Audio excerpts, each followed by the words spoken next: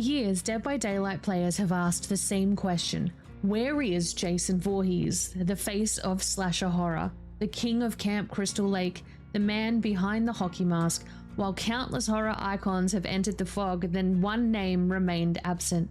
Michael Myers arrived, Freddy Krueger, Leatherface, Ghostface, even Chucky joined the roster, but Jason, nothing until now.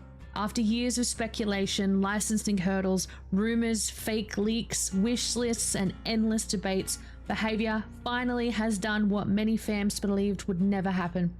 Jason Voorhees has come to Dead by Daylight, and the reveal couldn't have been more fitting. Following a 13-hour live stream, Behaviour finally revealed the machete-wielding icon himself at the very end. When the hockey mask appeared on the screen, the horror community exploded, because after all this time, the slasher has finally entered the fog. It's difficult to overstate just how important Jason is to horror history. First appearing in the Friday the 13th franchise, Jason evolved from a tragic victim into one of the most recognizable killers ever created. The hockey mask, the machete, the unstoppable walk, the impossible ability to appear exactly where he needs to be. Jason isn't just a horror villain, he's a horror icon.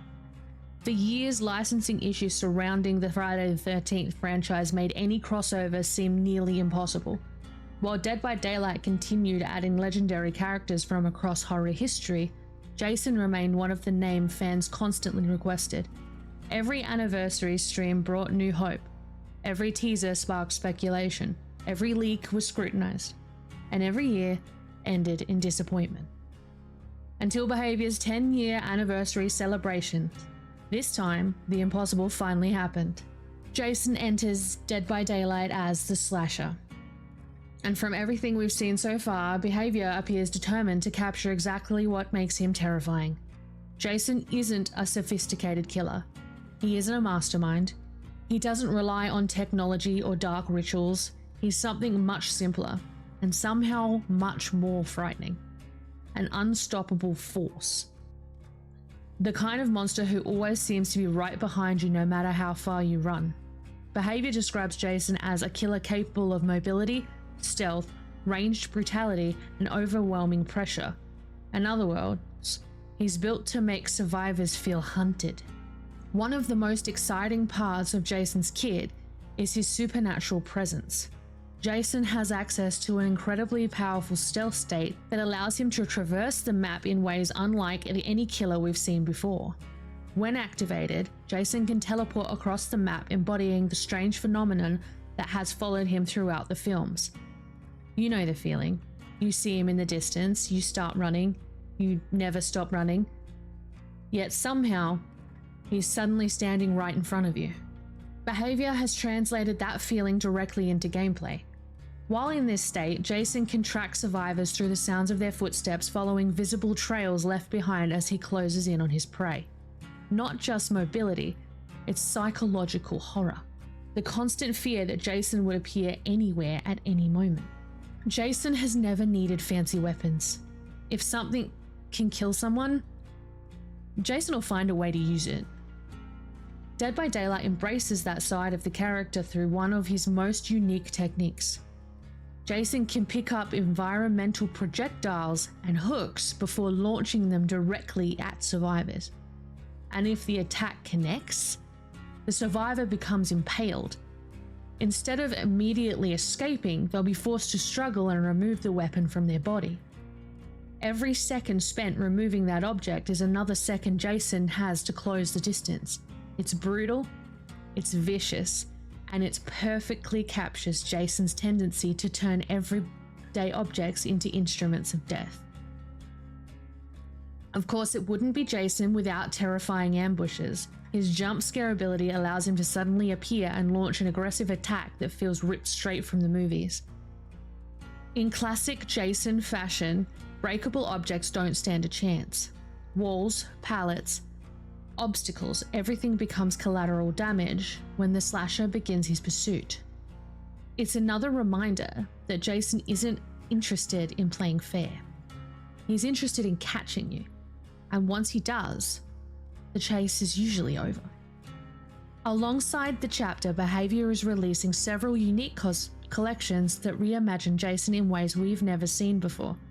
Backward Terror tells a story of a violent encounter deep in the wilderness. A hunter enters the woods expecting to become a predator. Instead, he becomes the prey. Then there's Death's Forsaken, a darker and more grotesque interpretation of Jason that leans heavily into the idea that even death itself cannot stop him. No matter how many times he falls, no matter how many times he's buried, Jason always comes back. And finally, there's Depths of Despair, arguably one of the most striking designs revealed so far. This version embraces Jason's connection to water, transforming him into a nightmare lurking beneath the surface. Armed with the terrifying blade of the Risen, he becomes the embodiment of every fear associated with dark water. You can't see what's beneath you. And by the time you do, it's already too late. For nearly a decade, Jason represented the one horror icon that felt permanently out of reach. The one missing piece, the final member of horror's most famous slasher lineup. His arrival feels bigger than a normal chapter. It feels like a celebration of everything Dead by Daylight has become. A game that started as an original asymmetrical horror title has evolved into a living museum of horror history. And now one of the genre's most important figures has a place in it. Whether you're excited to stalk survivors across the map, launch deadly projectiles into the fleeing victims, or simply step into the boots of one of horror's greatest icons, Jason's arrival marks one of the biggest moments in Dead by Daylight history. After years of waiting, years of speculation, years of believing it might never happen, the hockey mask has finally entered the fog. But what do you think? Was Jason worth the wait? Will he become your new main killer? Or are you already preparing to survive against a slasher? Let me know in the comments below. If you enjoyed this video, don't forget to like, subscribe, and ring the bell so you never miss another journey into the fog. Until next time, keep your eyes on the tree line, because if you think you're alone, Jason's probably behind you. Sweet dreams.